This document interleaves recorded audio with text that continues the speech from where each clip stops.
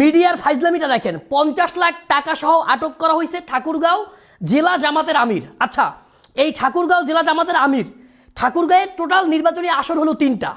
এই 3টা আসনে টোটাল কেন্দ্র হলো 490টা। জেলা জামাতের আমির যদি 40 লাখ বা 50 লাখ টাকা সহ আটক হয়, আচ্ছা এই 490টা কেন্দ্র যদি ধরি, তাহলে প্রতি কেন্দ্র অনুযায়ী এই 50 লাখ টাকাকে যদি আমরা ভাগ করি, এই 490টা আসনের মধ্যে কেন্দ্রের মধ্যে প্রতি আসন প্রতি তাকে খরচ দেওয়া হয়েছে বা তার কাছে পাওয়া গেছে সর্বোচ্চ যদি ধরি সর্বসাকুল্যে প্রতি আসন প্রতি 11,990 টাকা। কয় টাকা? প্রতি সেন্টারে 11,990 টাকা। আচ্ছা আপনি বলেন তো, আপনার একটা কেন্দ্রে কমপক্ষে 2,000-3,000 ভোটার আছে, এই 2,000-3,000 ভোটারকে কি 11,000 টাকা দিয়ে কেনা যায় কিনা? 11,000 টাকা দিয়ে কেনা যায়?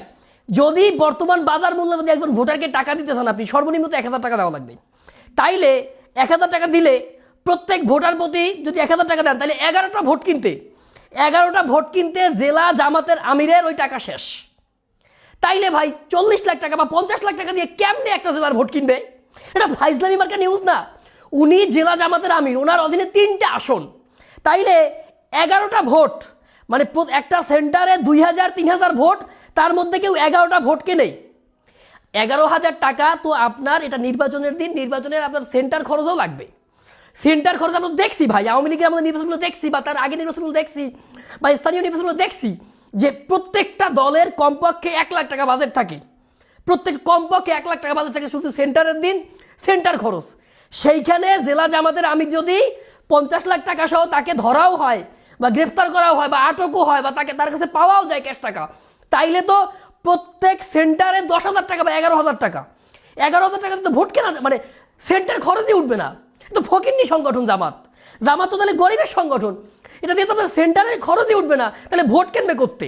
আর যদি ভোট কেনে তাহলে 11টা ভোট, একটা সেন্টারে ভোট হইল 3,000-4,000, আর আপনার ভোট কিনবে মাত্র 11টা।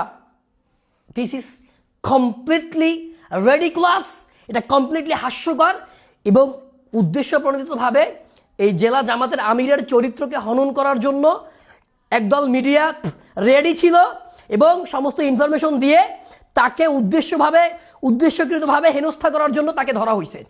এবং এই ভদ্রলোক একজন গার্মেন্টস ব্যবসায়ী বা একজন ব্যবসায়ী, তিনি তার কাছে টাকা থাকতেই পারে। 50 লাখ টাকা it's not huge amount of money.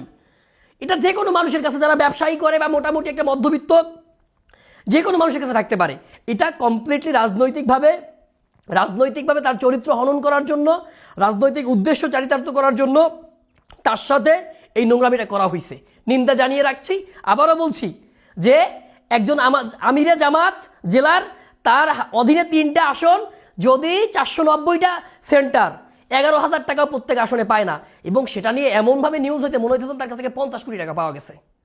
50 lakh টাকা ভাই, 50 লাখ টাকা, এবং 490টা সেন্টার তার অধীনে, সেখান থেকে ওই টাকা দিয়ে ভোট কেনা যায় না। ভালো থাকবেন।